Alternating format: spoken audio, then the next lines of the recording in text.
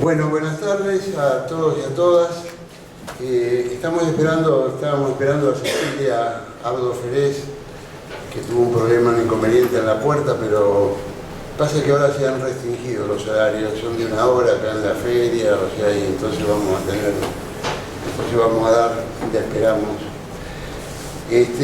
Bueno, estamos en una situación medio excepcional. Estamos presentando el último libro que dejó escrito como libro Horacio González. Ya digamos, no va a haber más, seguramente podrá haber y de hecho va a haber libros que recopilen sus intervenciones públicas, sus escritos, toda esa enorme cantidad de intervenciones públicas que hizo Horacio.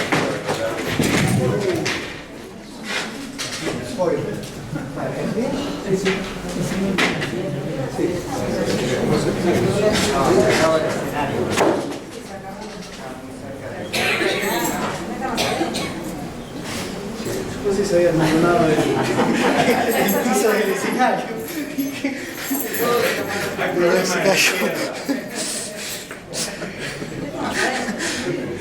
No, pero te pegaste re fuerte, ¿está bien? Voy a reproducir un buen chiste de Jorge Testero. Son los problemas de la izquierda.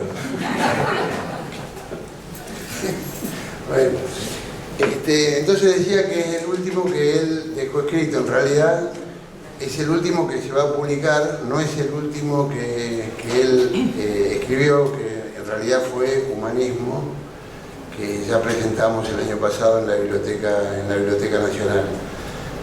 Horacio había pensado en este título para la Feria del Libro de 2020, donde él iba a ser el escritor invitado para abrir la feria. En realidad Horacio iba a ser el escritor invitado en la Feria 2020 porque había sido designado para la Feria 2019 y la intervención de, por un lado, el ministro de Cultura, Belluto, y sectores del establishment editorial, editores, etcétera, sometieron al Consejo de la Fundación del Libro a una fuerte presión para que Horacio no abriera la feria, y el Consejo de la Fundación del Libro, una cosa que nosotros queremos que haya una autocrítica pública y un nunca más, aceptó esas presiones en voto dividido del Consejo, y entonces Horacio dejó de ser el escritor que iba a abrir la feria. Eso le fue comunicado a él y él, con su bonomía de siempre, dijo que no había problema, que entendía toda la situación y qué sé yo. Bueno, en fin. Y iba a ser el 2020 y resulta que en el 2020 lo puso la pandemia. Y cuando vino la pandemia, su preocupación enfiló claramente para el lado del libro sobre el humanismo, que era una vieja preocupación de él. Yo, que tenía con Horacio una relación de 40 y pico de años, el primer trabajo importante que leí cuando era Humanismo y Estrategia en Juan Perón, una revista en Vido, allá por el año 73-74, o sea que eso siempre había estado dentro de sus preocupaciones. Bueno, entonces este libro al que ahora se van a referir, decía yo que es el último de los libros que él dejó preparados en vida. El libro lo dejó cerrado, al punto tal que él tenía una idea clara de la tapa, lo que no había pasado nunca. O sea, propusimos varias escenas, varias situaciones, qué sé yo, pero él quería una sola, que era un fotograma de la película de Roberto Rossellini, El general de la Rovere, que era una ficción, aunque hay, pero era claramente una ficción. Siempre eligió esa fue la que vio y no quiso ninguna más. Y además siempre lo tuvo como dedicado a su amigo, a su colega, alguien muy querido, seguramente por la gran mayoría de los que están acá, que es Cristian Ferrer. al cual pude ubicar hoy hará 1 hora y media, porque no lo había podido ubicar de ninguna manera, para decirle, mirá, vamos a presentar el libro que está dedicado a vos. Bueno, se emocionó mucho y me dijo que no podía venir y que no iba a venir a la feria tampoco mañana, que se presenta la revista de la biblioteca, que está dedicada íntegramente a Horacio, se presenta acá en la feria, y él iba a ser uno de los presentantes por un problema de salud. Bueno, dicho todo esto, nada, simplemente decirle que es un libro apasionante, que es como todas las cosas de Horacio, una indagación sobre cómo se escribe la historia, cómo se escribió la historia nacional, pero no solamente la historia argentina. Y bueno, los dejo. Hola Cecilia, llegaste. Bueno, va a estar Diego Sturba, que también iba a presentar el libro Humanismo y en razón del COVID, no sé si de él o del hijo, no pudo estar. Cecilia Abdo Férez, Eduardo Rinesi y Guillermo Cor, que es, además de presentante, es el prologuista del libro, elegido por Horacio. Es decir, también el prólogo de Guillermo estaba hecho y cerrado en el momento que Horacio se enfermó y eso. Así que los dejo, bueno, con Diego, si querés, con con aquel. ¿Se escucha bien? No.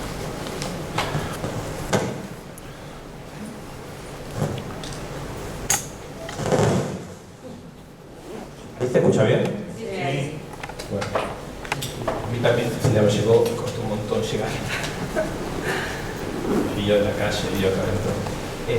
Escuchándolo ahora, Aurelio, cada libro que sale es más evidente la importancia histórica de la figura de Horacio, ¿no? No es que lo vaya a decir uno como si uno pudiera hacer un juicio general sobre lo que se escribe en Argentina, pero van saliendo los libros de Horacio y más los vamos estudiando y más estamos impactados, yo creo, por la calidad, no sé, de la escritura, pero también ética, pero también política, de Horacio, histórica. Y entonces nada, es muy bueno estar acá haciendo esto en la Feria del Libro, feria en la que el nombre de Horacio no puede no estar reiteradamente presente, ¿no? Cuando Aurelio me dijo que salía el libro, yo sabía que el libro estaba por salir, tenía muchísimas ganas de leerlo, pero con todas las cosas que uno está metido, 3 días antes me dijo, bueno, ¿lo presentás? Bueno, leer un libro en 3 días haciendo una cantidad de cosas es difícil, ¿no? Es un libro más que a uno le interesa estudiarlo, leerlo bien. Así que hice medio lo que pude leyéndolo en la computadora, porque acaba de salir. Lo disfruté muchísimo, pero les estoy pidiendo disculpas porque me hubiera gustado tomar notas más prolijamente. Al principio me asusté mucho, pero cuando vi el índice del libro me entusiasmé de una manera que me olvidé que tenía en el fondo miedo de la presentación. Así que bueno, llegó con entusiasmo a ver cómo sale esto. ¿Se sigue escuchando bien? No. ¿Ahí se escucha bien? Sí. Entonces, bueno, el libro, empezaría por decir una cosa muy breve que dice Guille en el prólogo, esperando que no sea exactamente la cosa que Guille había preparado porque no nos coordinamos. Pero Guille recuerda en el prólogo la historia del libro, ¿no? Que en uno de los orígenes, por lo menos de este libro, está esta escena de la campaña electoral del 19, donde Horacio hizo una declaración pública diciendo algo así como que había que tener una narración histórica comprensible de los aspectos de justicia de las luchas de los 70, ¿no? De las organizaciones armadas incluidas. Y no sé, recordarán el estado de lapidación general en que quedó Horacio en ese momento, no solo por los medios de comunicación, ¿no? Sino por todos los habitualmente denigradores de este tipo de opiniones. Así que Guille lo liga, digamos, a un fusilado, a un lapidado, ¿no? Un fusilado que habla, como en el caso de Walsh, en este caso que escribe. Y me parece muy interesante no perder de vista esta raíz, digamos, anecdótica o histórica, como uno de los orígenes de este libro, como comentábamos recién con Eduardo, tiene muchas... Uno lo empieza a leer y reconoce muchos momentos de la obra de Horacio, muchas cosas que están vueltas a escribir o vueltas a pensar. Yo había pensado 3 puntos, digamos, para intentar conversar brevemente de 3 puntos. Sobre el tema de los fusilamientos, que es el tema del libro, una especie de historia argentina contada como una puntuación de fusilamientos, pero además de fusilamientos, sobre los textos que nos dan alguna idea de la escena del fusilamiento y de ese momento de fusilamiento, y también un problema sobre cómo se hace un juicio sobre los fusilamientos, cómo se valora un fusilamiento. Fusilamientos muy distintos del siglo XIX, siglo XX, no solo de Argentina, pero en general de Argentina. Y el primer punto que me gustaría hablar es sobre el ritual del fusilamiento, ¿no? Que es un ritual que cuando Horacio lo empieza a describir lo hace por contraposición a formas de asesinatos masivos, ¿no? De tipo industriales, como pudo haber sido el del nazismo, el fusilamiento como una manera de matar, ¿no? Que supone que hay tantos pasos entre el pelotón de fusilamiento y el fusilado, que pudo haber habido algo así como juicio, que la persona que va a ser fusilada está en ciertas condiciones, quizás amarrada, quizás vendada, que hay un superior que da la orden. Es decir, hay un ritual del fusilamiento. Una de las líneas que me parece central en el libro es cómo fue degradándose, si se puede decir así, degradándose ese protocolo o esa imaginación social o estatal, pero también revolucionaria, sobre cómo hay que matar.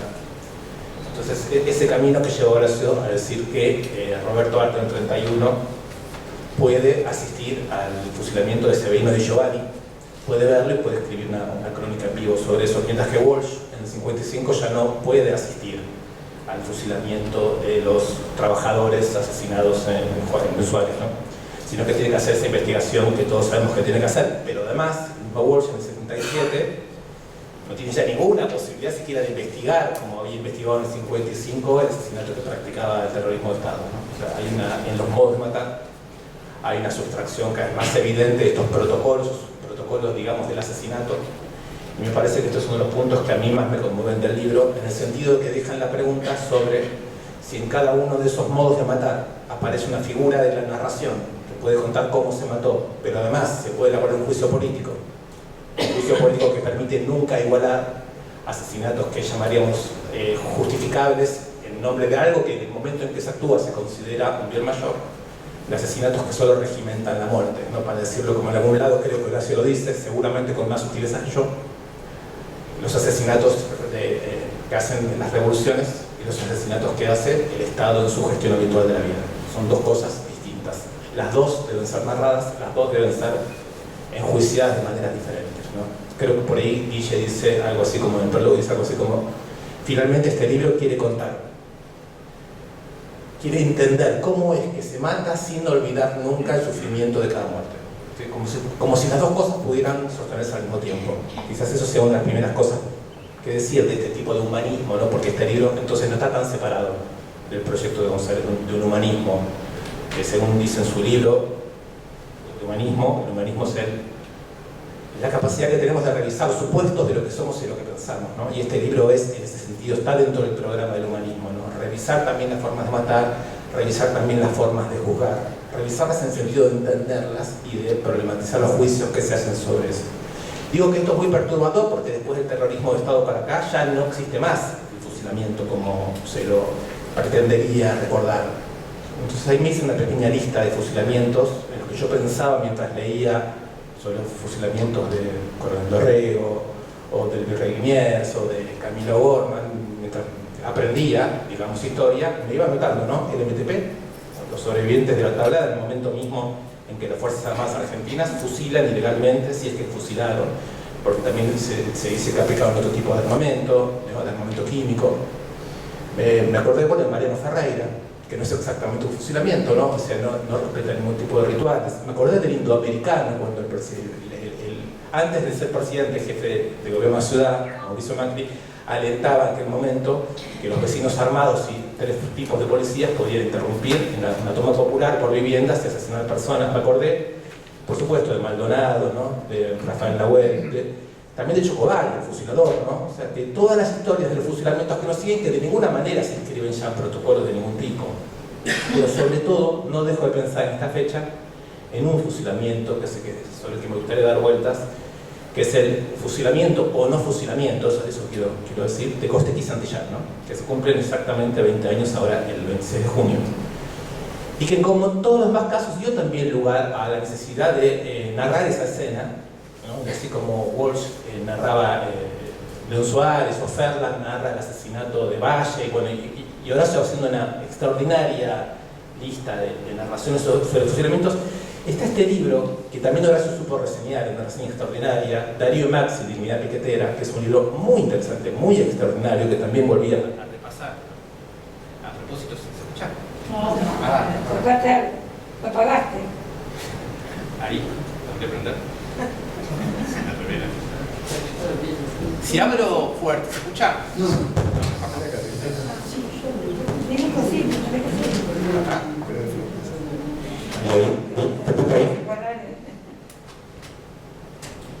Bueno, se escucha decía que entonces también...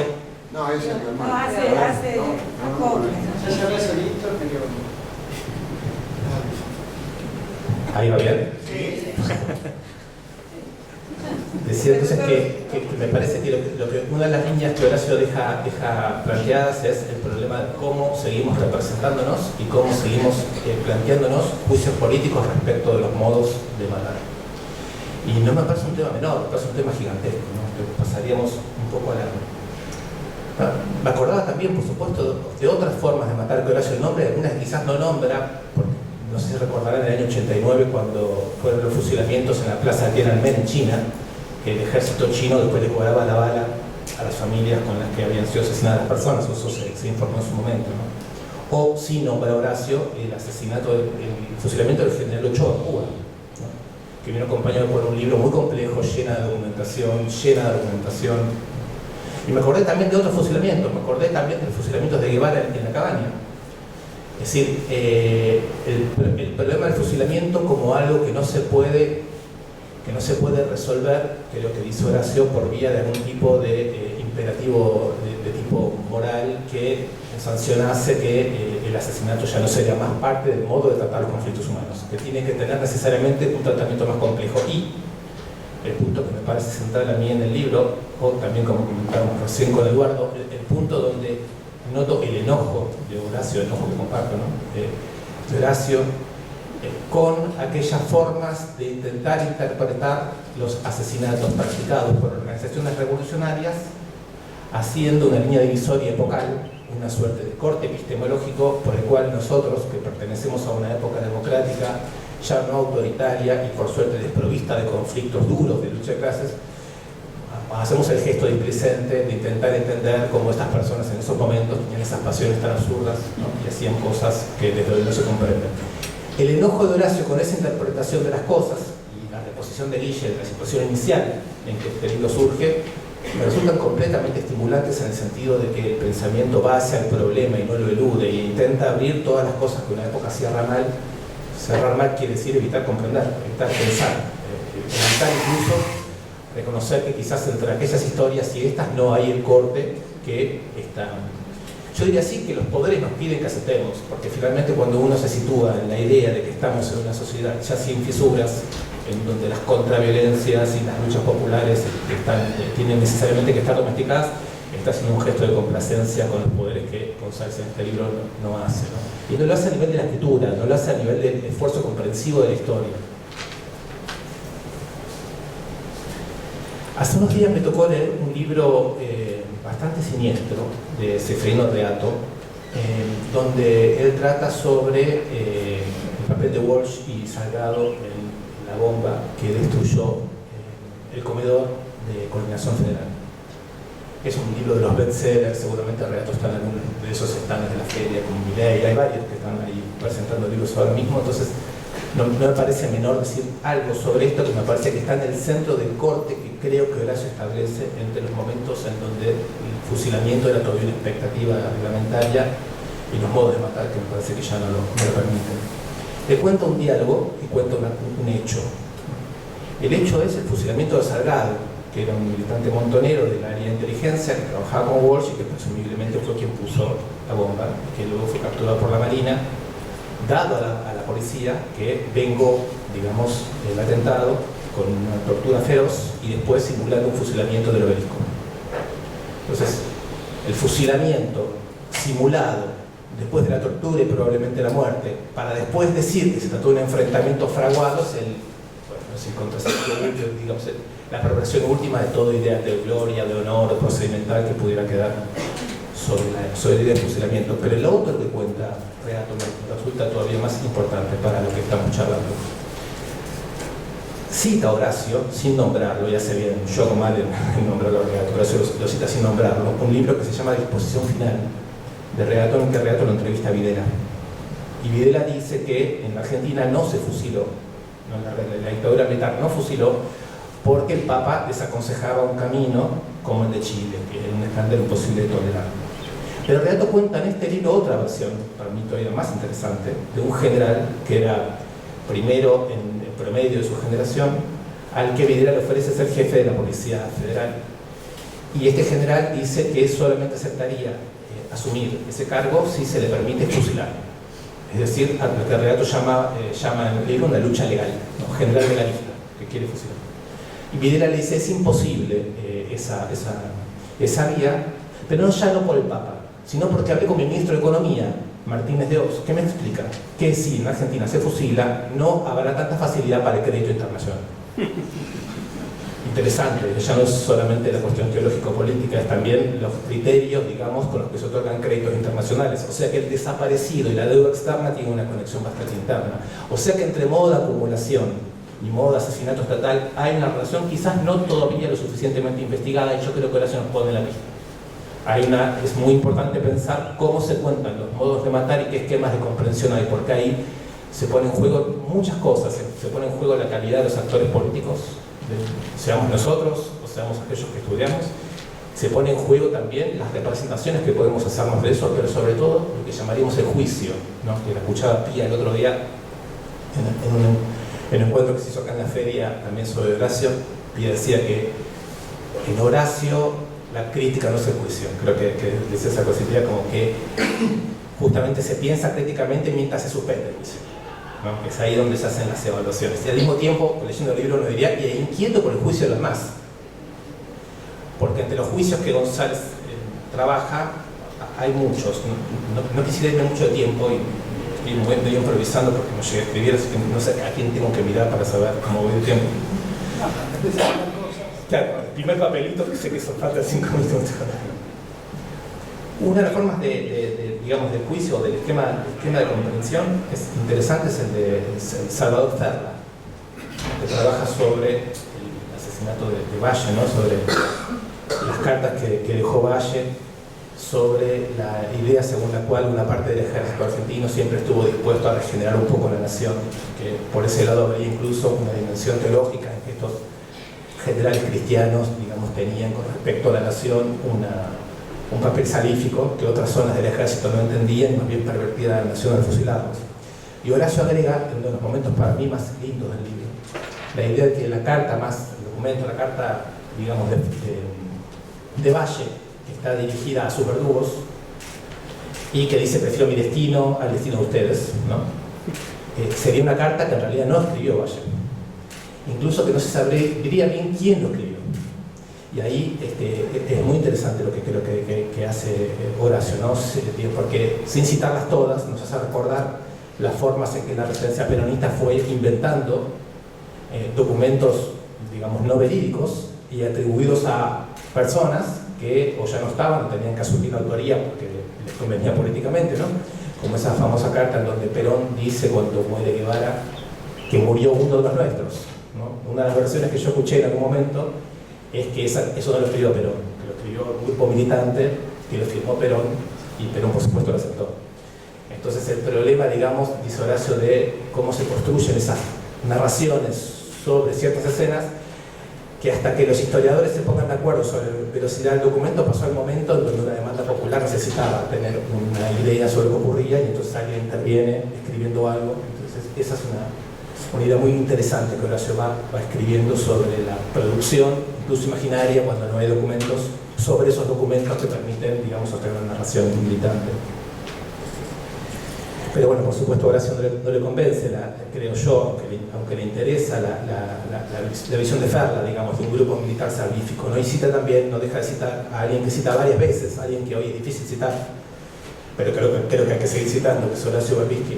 Lo cita varias veces, siempre positivamente, pero sobre todo cita los 4 tomos de la historia de la Iglesia, la historia política de la Iglesia, un poco para desarmar el paradigma teológico político ¿no?, que se fue tejiendo en el siglo XX, según el cual la Iglesia fue preparando a las Fuerzas Armadas argentinas para participar finalmente de la represión de la ESMA. Digamos que en la campaña del desierto a la ESMA habría un largo proceso, digamos, de justificación teológica del matar.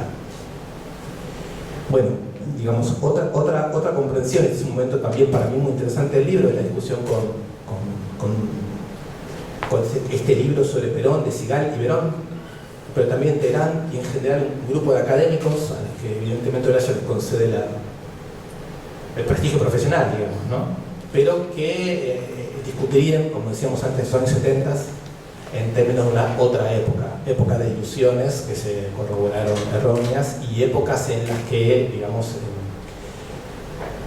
la tentación autoritaria dominaba los grupos políticos, y Horacio detesta esa forma de comprensión, y ahí hay algo que a mí, la verdad, cuando leía esta mañana me parecía muy contundente, muy fundamental, que es también lo decía Pia otra vez en la feria, que es González dando testimonio de unas vidas, de unas militancias que no pueden simplemente ser declaradas en una zona de incomprensión, digamos, que una y otra vez tienen que ser reiluminadas en sus decisiones. Voy a parar acá, pero hay mucho que decir sobre Walsh, mucho que decir sobre Del Barco. Voy a parar acá simplemente diciendo que esta lapidación a la que fue sometida González en aquella coyuntura del 19 es una escena de seguir pensando, ¿no? O sea, el riesgo de ponerse a pensar sobre estas cosas sabiendo que al pensarlas uno se gana enemigos que a veces son inmanejables por la cantidad y lo abrumador de su poder.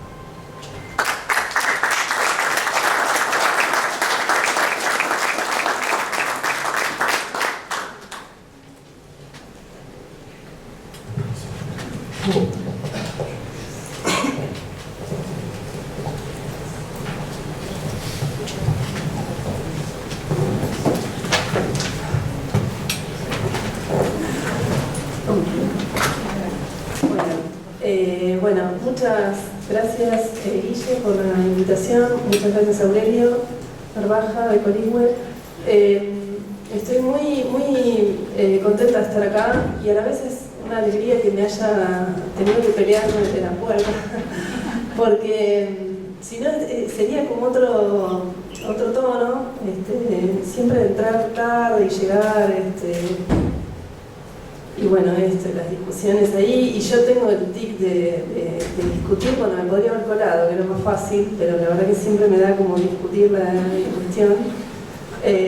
Bueno, entonces, nada, muy feliz de estar acá, muy feliz del libro de Horacio, que es un tremendo libro que leímos, es cierto, muy rápido, y que el libro lo permite porque te va como envolviendo, es muy fascinante el hilo. Entonces voy a leer lo que escribí. En el lugar donde leo se escuchan detonaciones todo el tiempo.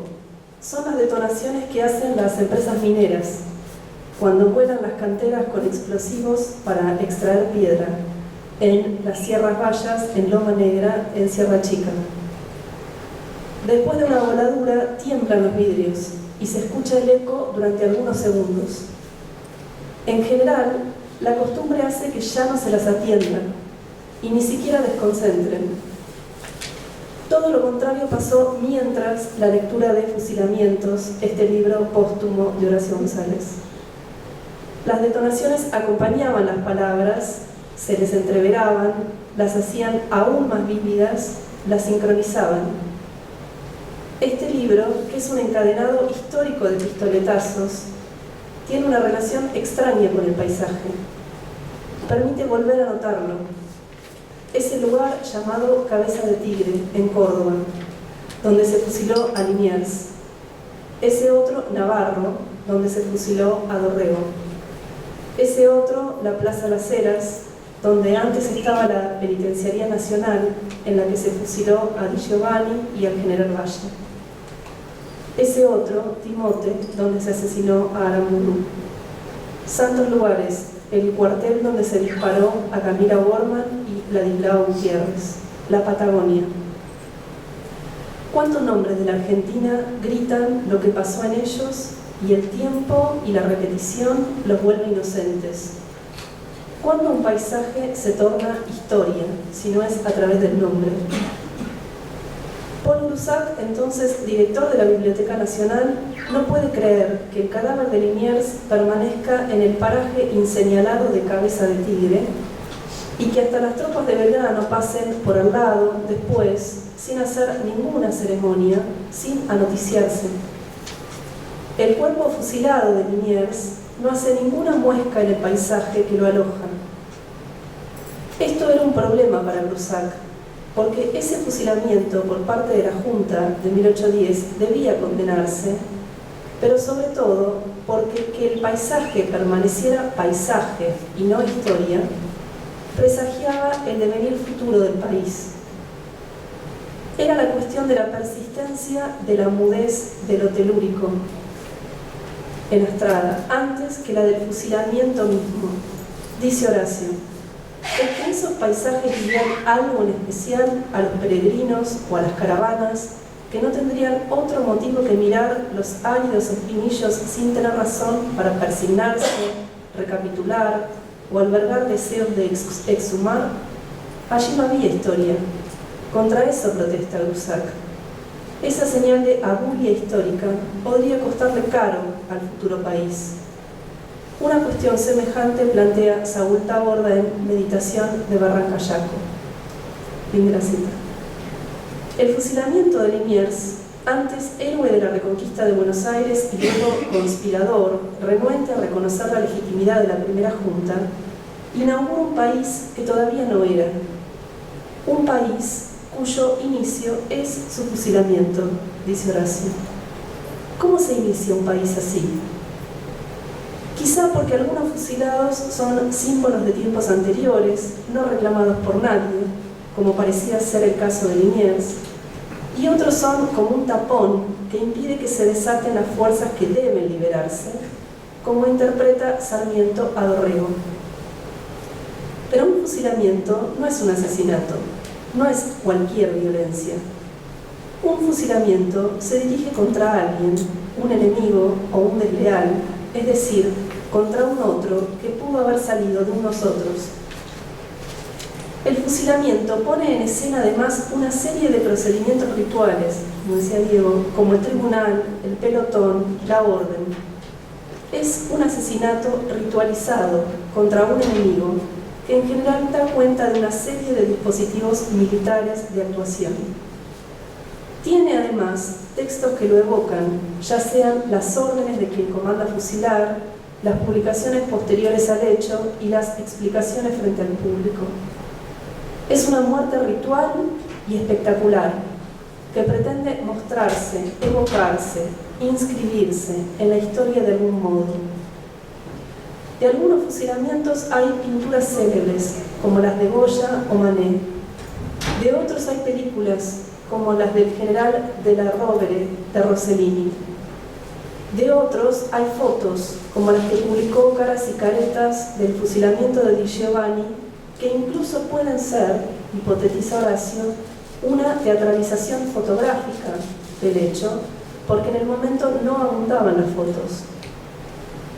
Este libro recorre algunos de esos fusilamientos y los textos y obras que los acompañan, como quien encuentra en ellos no el motivo para asustarse de la violencia de la historia nacional, sino para verlos como filigranas de una misma trama que todavía nos enreda.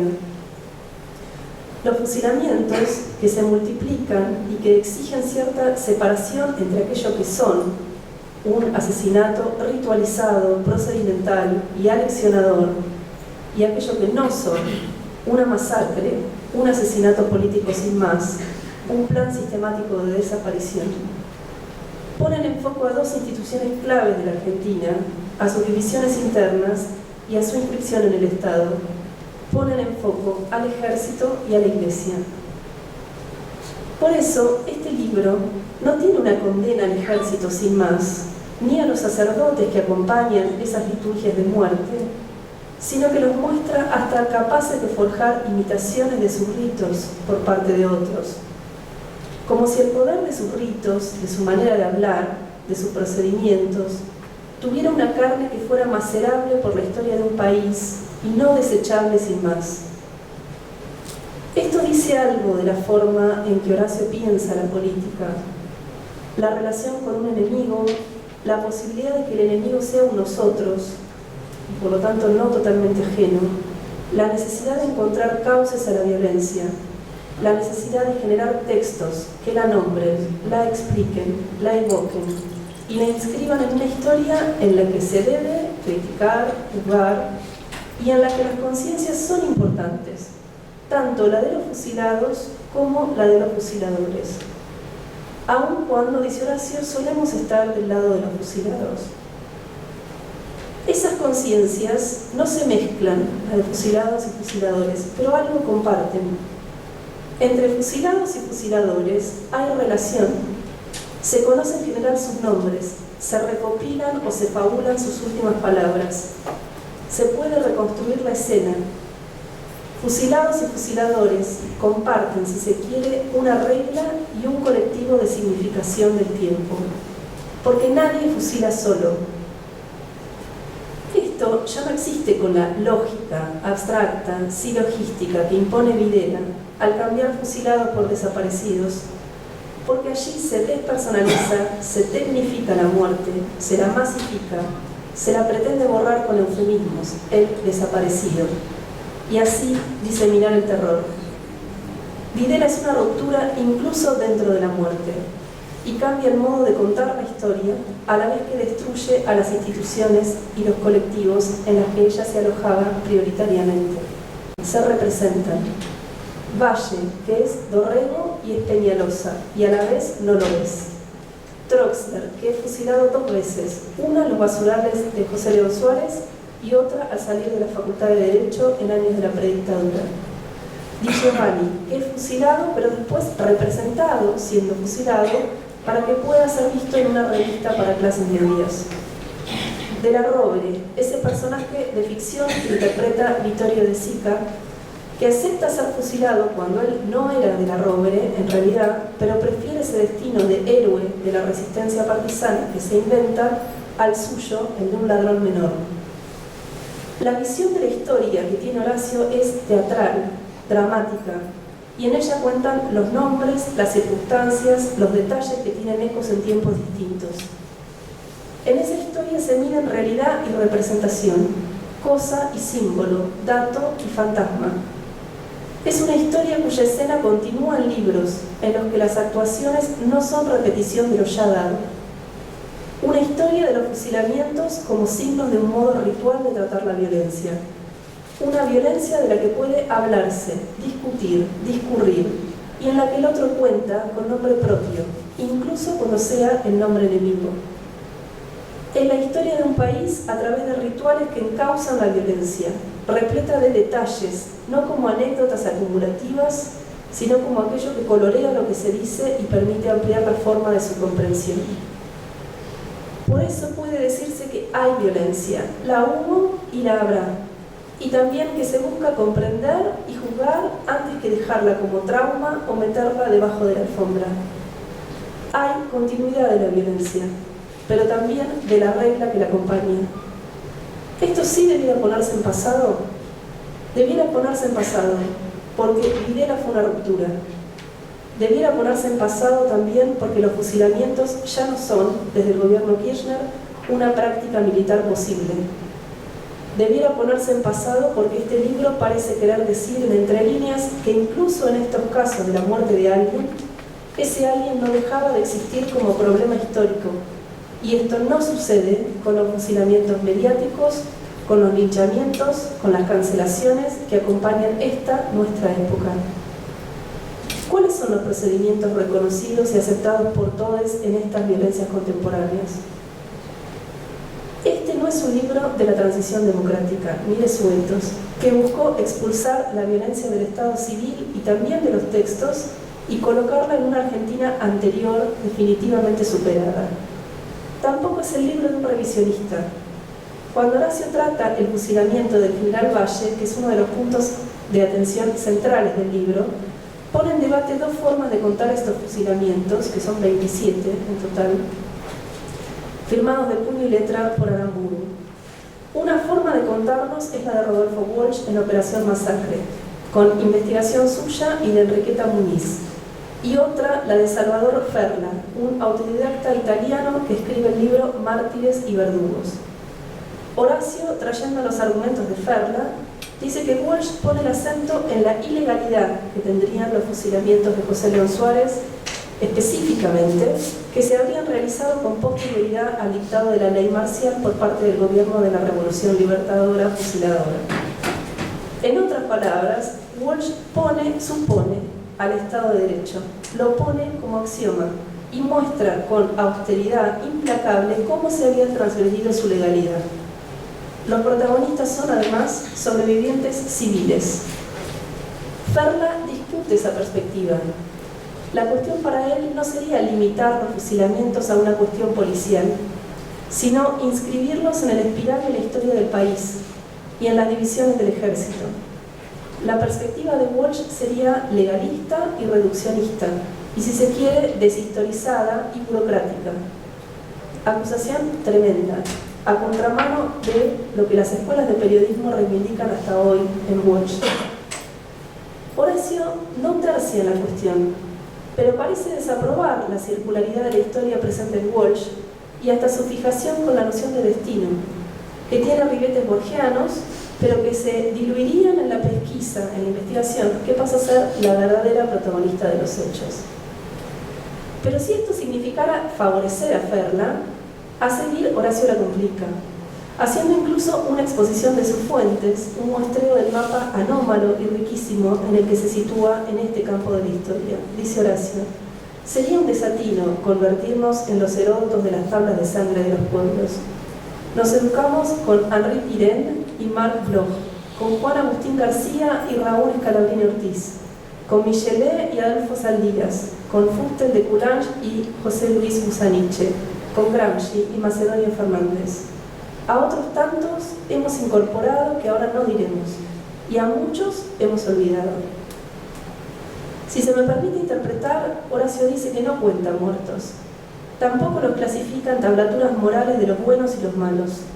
No somos solo historiadores, dice, y cuando sí, somos historiadores intermitentes, que no dejan de lado el mito o las pasiones o la desconjuntura del tiempo.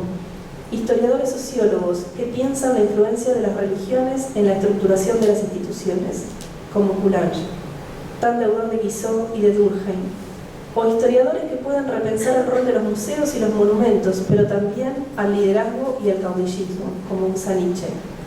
Historiadores que lo son y a la vez que saltean e incomodan la disciplina, como Marc Bloch, también fusilado por unirse a la resistencia nazi. Historiadores que encuentran en Macedonio, en la literatura o en el teatro, cuando no en la revolución y en la batalla cultural, motivos para escribir y para vivir a tiempo. Este libro está compuesto de textos históricos, mirados a la luz de todas esas fuentes. Son cartas, como la que deja el general Valle a Aramburu, quizá apócrifa, pero verosímil, dice Horacio, porque es pasible de ser escrita por él o por cualquiera de la resistencia peronista. O como la que escribe Lavalle después de ordenar que se ejecute a Dorrego. Hay proclamas, como la que publica Moreno después de ordenar el fusilamiento de Liniers. Hay aguas fuertes, como las de Art, periodista, después de presenciar la muerte de Di Giovanni. Hay crónicas, como las de Beruti y el general Paz. Hay memorias, como las del general Lamadrid. Hay informes de autopsia, como las del médico militar Cosme Argerich, luego de desenterrar el cadáver en partes de Dorrego. Hay también críticas teatrales, como las de Alberto Ure, publicada en ocasión del estreno de la obra teatral Dorrego de David Viñas en 1986, en la que Ure objeta que pudiera homologarse al ejército de la dictadura con el de las guerras de independencia, y establecer así una metafísica represiva. Todo este conjunto de textos se cita in extenso, se hace entrar a esas voces que a veces justifican, a veces explican, otras se arrepienten, otras denuncian, otras invocan a la obediencia debida o esperan a una historia y a un público que dictará un veredicto. Hay un drama histórico que se vive también como drama subjetivo. Drama en la conciencia, que es un lugar donde se teatraliza la política en este texto. Escribe Horacio que una conciencia autónoma, la suya, podría parangonarse a la figura de Dorrego, que sobraba y resultaba un obstáculo a todas las demás fuerzas existentes. Una conciencia autónoma es un obstáculo, un tapón. Lo es también para sí misma, porque en ella conviven la izquierda y la derecha como vectores internos. La política, Horacio la llama la política de la amistad, es lidiar con los obstáculos de sí mismo, de las conciencias de los otros, como los otros lidiarían con la piedra que es la conciencia de uno. La política como una especie de red de autolimitaciones que eviten desangrar al que está en exceso, que eviten autodesangrarse y liberar el deseo de venganza. Una red en la que se soporten las piedras. Ahí termina. Pero la política es también esa intervención inesperada, que iniciada por una conciencia autónoma, tuerce la propia vida y les recuerda a los demás que no todo es una cadena de obediencias. Como la intervención del teniente tucumán Juan Franco Páez, al que le fue encargado defender como fiscal a Di Giovanni y se lo tomó tan en serio que fue separado del ejército. Franco Páez sería después un folclorista reconocido por Atahualpa Yupanqui y autor de una de las vidalas más bellas de la música argentina, Imposible, también cantada por Liliana Herrero, que lleva el nombre del disco. En este libro, por último, habla una conciencia, evoca otras que se enfrentan a la muerte. Trata de saber qué piensan ahí, en ese momento fronterizo, frente a la muerte. El momento previo del fusilado responde a un humanismo que no busca dilucidar la verdad del sentimiento, sino ubicar a esa conciencia en el teatro de las conciencias en la que la muerte impone un tema serio. Ese diálogo con la muerte está muy presente en el libro, pero no es lúgubre. La muerte aparece como un tema que unifica, empatiza, simplifica. Se habla con ella. En eso, este libro muestra todo su destiempo respecto del presente y le señala su trauma. La muerte, la violencia, no son solo amenazas, puntos ciegos o cosas de las cuales no hablar para no tentar o aguar la fiesta. Imagino que algo de esto va a explicar por qué Horacio tampoco va a ser entendido, esta vez, en este libro, en la menos barroca de todas sus escrituras. Muchas gracias.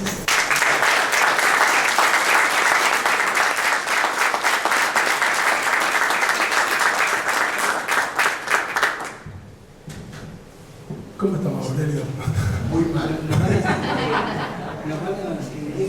Bueno, voy a hacer un brevísimo porque Guille se tomó el trabajo de escribir unas cosas que estaría bueno que tuviera tiempo de leer, de modo que muy breve, ya habrá tiempo de conversar mucho sobre este libro impresionante de Horacio. Es un libro formidable. Los compañeros lo presentaron recién, dijeron todo lo que hay que decir sobre el libro.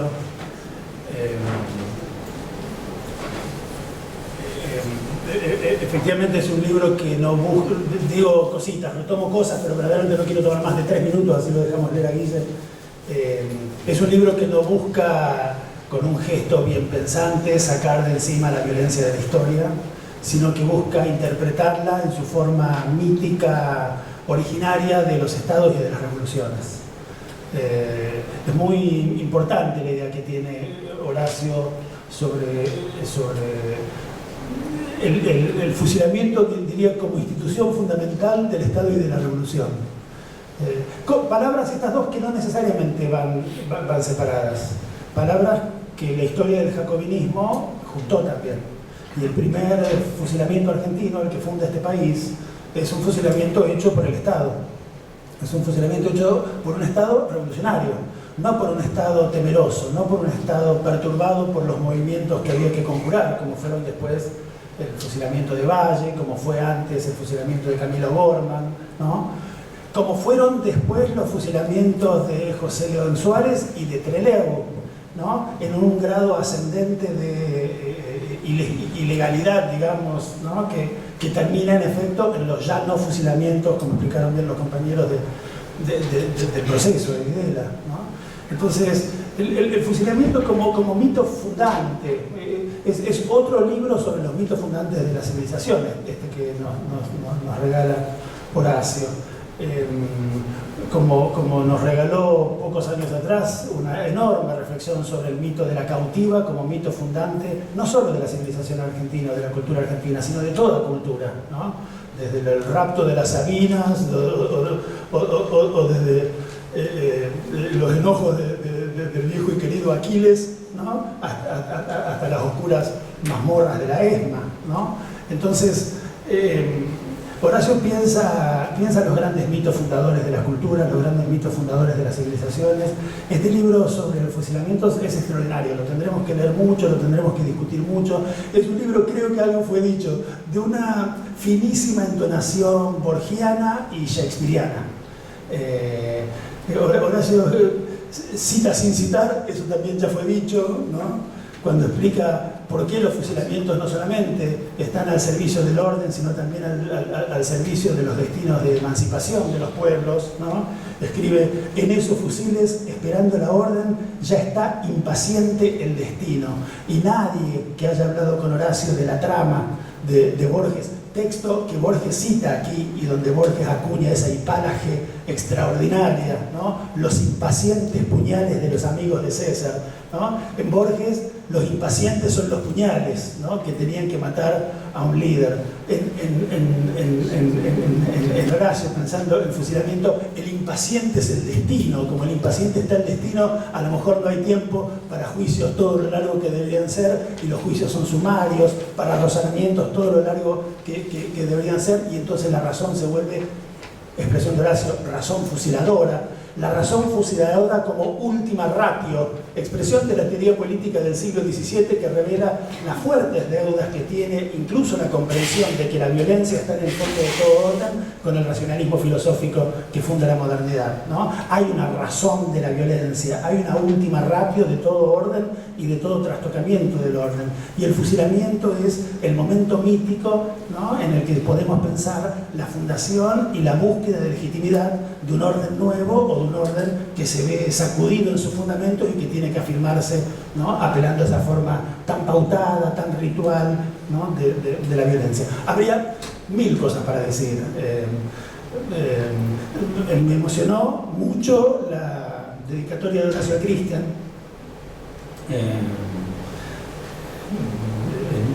Bueno, no importa, pero es por muchas razones, incluso por algunas cosas que Cristian dijo aquí años atrás en la Feria del Libro. Esa dedicatoria es extraordinaria. De modo que nos dejamos aquí ya.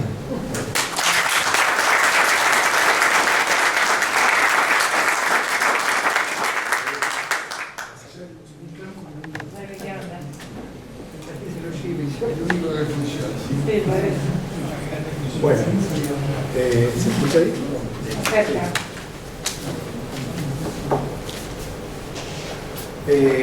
Voy a... Estuve tachando todo el tiempo, así que no sé el sancocho de lo que quedó, vamos a ver. Empiezo, mi intención era comentar alguna cuestión en relación a lo que Aurelio comentaba, de la apertura de la feria, que no fue por parte de Horacio, y también en parte a lo que fue la apertura de la feria de este año, y sobre lo mucho que extrañaba, como en tantas otras situaciones, lo que Horacio hubiera podido decir de un modo menos exclamativo, de un modo menos consignista, y pudiendo, como hace a lo largo de todos los libros y de sus recorridos y sus lecturas, también entender todos los pliegues que una cultura tiene y que un espacio como este tiene, como la Feria del Libro, donde habitan muchas otras cosas que relaciones mercantiles entre los libros, los autores y las editoriales. En esto página y media. Segunda cosa,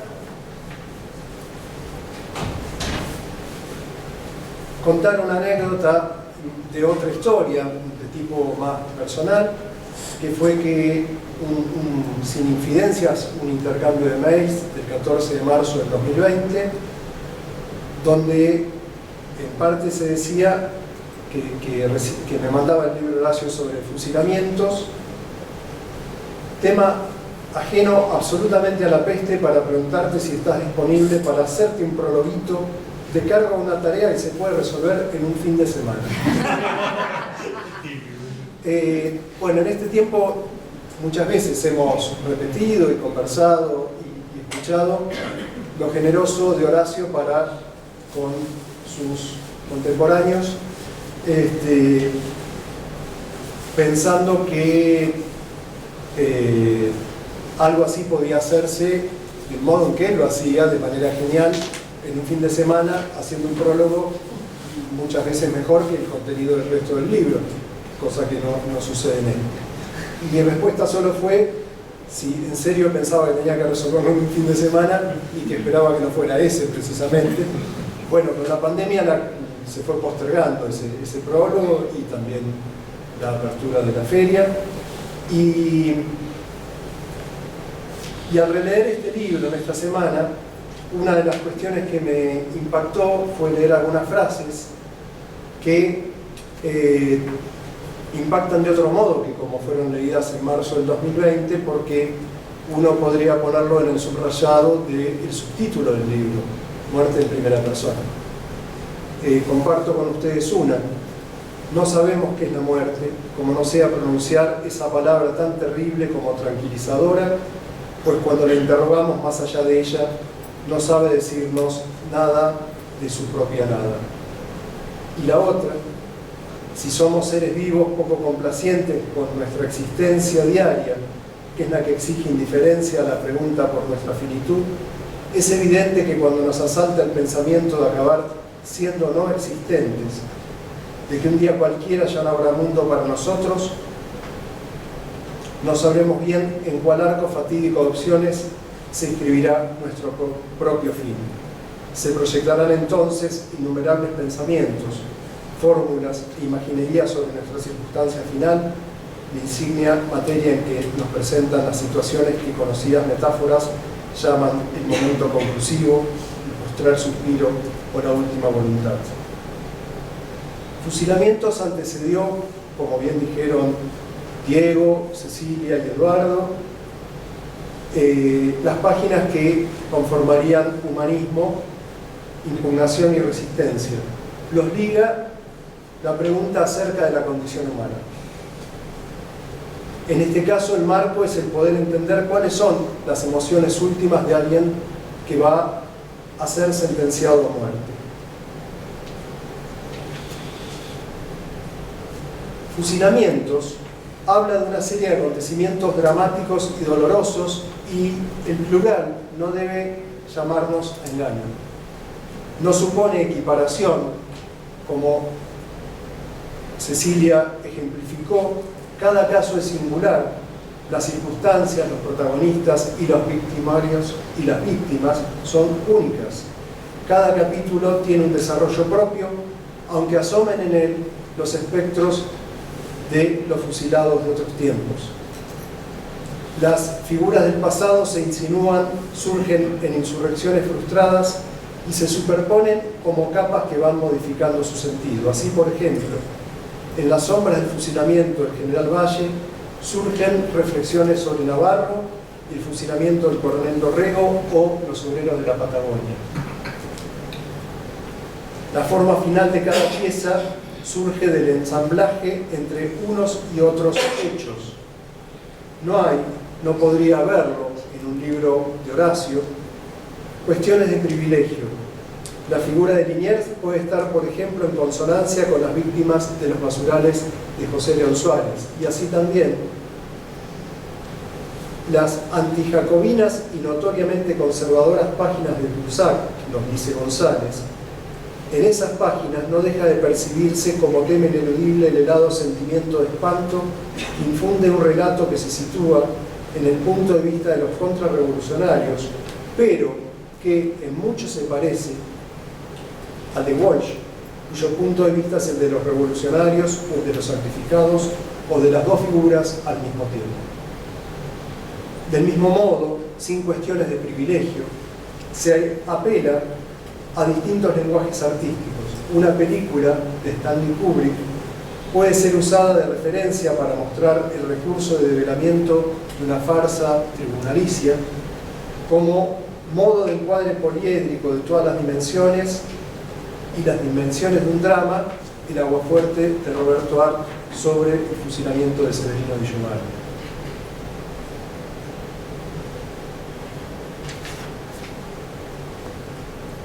En este libro la apelación es más directa a la historia, no solo en tanto disciplina de conocimiento, sino además como hechura colectiva, como fuerza que arrastra.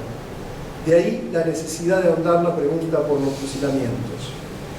Eso lo lleva a Horacio a distinguir las distintas formas de la violencia física. Son páginas terribles, pero bellamente escritas. Y refieren y constituyen una genealogía de las armas, pero además una comparación entre procedimientos de exterminio, el duelo entre contendientes, la tortura, el simulacro de fusilamiento, el asesinato político, el campo de concentración, el suicidio, la crucifixión. Por último, quería mencionar la fotografía, el fotograma que mencionó Aurelio al comienzo, que ilustra este libro magnífico. Es de los pasajes finales de la película El general de la Rovere, de Roberto Rossellini, y que hace difícil no comparar esta etapa con el 3 de mayo de 1808, que sirvió de tantas, como reproducción y como ilustración a tantas ediciones que significó la edición de Ediciones de la Flor, por lo menos, de Operación Masacre. Horacio toma ambas ilustraciones, el fotograma de la Rovere, o de Rossellini, para decirlo mejor, y la pintura de Goya. Pero hay algo en esa pintura, hay algo en esa película que a Horacio le conmovía profundamente, y creo que es la figura de este buscavidas, de este granuja, de este pícaro, que toma el nombre de un general resistente, cuyos compañeros de prisión no conocen personalmente y que les sirve, los nazis lo ponen en la prisión para que denuncie a los cabecillas revolucionarios. La película se estrenó 3 años después de que se publicara la primera edición de Operación Masacre, y eso también vincula ambos relatos y eso también lo señala Horacio. La conclusión, y creo que las páginas de este libro también tienen un mismo sentido, es que el film encierra una profunda lección política y moral. En esa escena, dice Horacio, una bruma serena, esclarecedora, lo recubre todo. Diseños corporales descoyuntados, figuraciones variadas de la muerte, se sabe por fin que fue fusilada la condición humana. Y el simulador que eligió su propia muerte se mostró por fin optando por su verdadera ficha en la ruleta de los apostadores. Horacio no construía héroes prístinos, sino que buscaba el heroísmo en la ambivalencia del vivir.